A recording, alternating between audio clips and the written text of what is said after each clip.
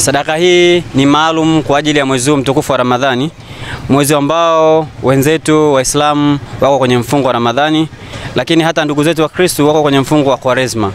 Tumetoa sadaka hii mahususi kwa ajili ya kuonesha ari yetu ya umoja, juhudi zetu ambazo tunaweza tukazifanya walao kusaidia ndugu zetu waliofunga. Ndugu zetu wanapokuwa wamefunga, pengine wanaweza kupita katika sehemu ambayo bado hajafika nyumbani, lakini muda wa kuiftari kwa umewadia.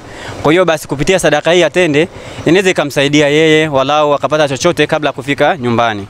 Na mara baada ya kufanya haya, tumetoa boksi hizi, boksi 43 kwa ajili ya kusaidia katika mwezi huu mtukufu, lakini haimaanishi tunaishia hapa.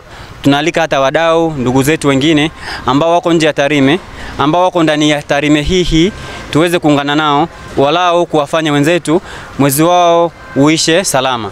Lakini tukiwa na wimbo mmoja, amani yetu ndio iwe tunu katika kudumisha Tarime ambayo ina nuru ya kesho. Sisi ambao tumesimama hapa, kama nilivyosema awali, ambaye ni Musa Rioba, ni mkurugenzi wa Mwanzo Mpya Foundation. Taasisi hii imeamua kuungana na shehe wa wilaya pamoja na mashehe wote ambao wako katika misikiti yetu iliyopo sehemu mbalimbali za hapa wilayani kwetu, walao kutoa chochote ambacho tumejaliwa na Mwenyezi Mungu. Tumetoa sadaka hii ya tende maalum kwa ndugu zetu ambao tunaamini tende ni tunda lililobarikiwa kadri ya maandiko na pamoja na vitabu vyote vya dini na Qur'ani vinaeleza mambo hayo. Kwa hiyo kama ni tunda lililobarikiwa, tunaamini basi kupitia sadaka hii basi ikawa chanzo cha baraka ndani ya maisha yetu. Na mara baada ya mfungo, amani ile na tunachokiombea sisi hasa taifa letu la Jamhuri ya Muungano wa Tanzania chini ya mama yetu Samia Suluhu Hassan, amani idumishwe ndani ya wilaya yetu na taifa kwa ujumla. Huo ndio wimbo wetu.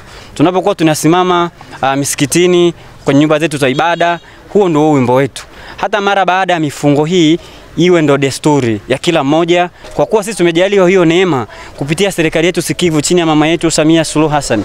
Basi tusaidiane, walao mimi na wewe, tuhakikishe kwamba kile tunachokifanya kinarudisha walao kumtia moyo sasa mama huyu ili aweze kuleta maendeleo leo, kesho na kesho kutwa. Yapo mengi ambayo anaelezewa, lakini katika mwezi huu mtukufu tunachokiombea ni baraka na neema ziendelee kudumu katika wilaya yetu. Tanzania ni kubwa na ina watu wengi, Waislamu wengi wamefunga, lakini ukaona ipo haja wao washirikiane na ndugu zao wa Tarime Waislamu waliofunga wakatuletea futari.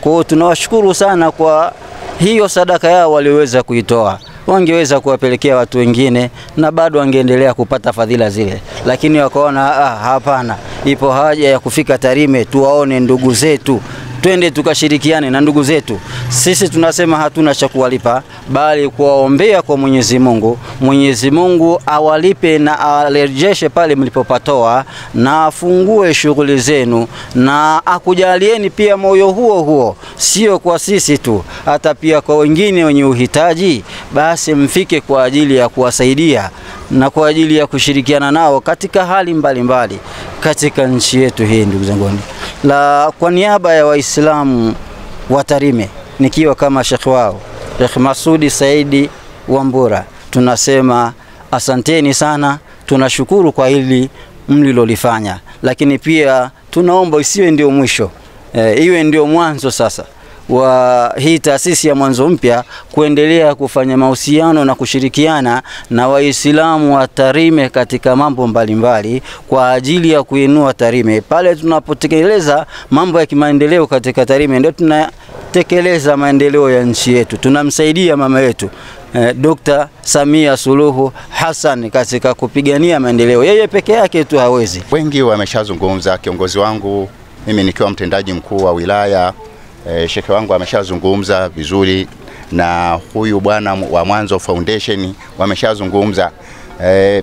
Nafikiri kilicho cha msingi hapa, mimi kama mtendaji mkuu ninakuthibitishieni nyie mliotoa sadaka hii kwamba tutaigawa kwa uadilifu. Hizo boksi 43 tutazipeleka kila msikiti ulioko katika kona ya Tarime. Na bahati mbaya tu tumewajulisha wote, lakini wengine wako mbali. Nikawa nazungumza hili, nafikiri itakuwa ni ndani ya utendaji wetu, tutaangalia ni nini cha kufanya. Mimi naitwa Ismaili Bigambo Bulemo. Kwa niseme neno kubwa kweli, Mwanzo Mpya Foundation, Mwenyezi Mungu ameanza mwanzo mpya wenu na sisi. Mimi kama mlezi na mzazi, kiongozi wangu huyu, hata mkitoka nitazungumza naye. Huu mwanzo mpya umeusemaje? Unabaki nao vipi? Au wameondoka basi wameenda? Nataka nithibitishe kwenu kwamba kama jina lenu lilivyo, na sisi tumeanza upya na ninyi. Tutaendelea kuwa upya na ninyi mpaka pale mtakapobadili jina lenu. Haya mnayoyasimamia, haya yanayowatembeza, tumeafiki. Mimi kwa umri nilionao sina nilichobakiza zaidi ya kuililia amani ya nchi hii. Kama mama analilia amani ya nchi hii, basi analilia amani ya nchi hii kwa ajili yetu sisi ambao hatuna nguvu sasa ya kukimbia. Maana mimi sina pa kukimbia sasa. Kwa hiyo amani hii ikipotea, hata pa kukimbilia sina. Nitakimbia wapi? Kwa hiyo mtu anapozungumza amani na kwa muktadha wa Uislamu juu ya amani, lazima nisimame naye. Nataka niwaahidi Mwanzo Mpya Foundation, mmejenga msingi, na nendeni, rudini mje muone mlichokijenga kinaendelea. Sasa hiki subira ndo kinachotushinda wengi.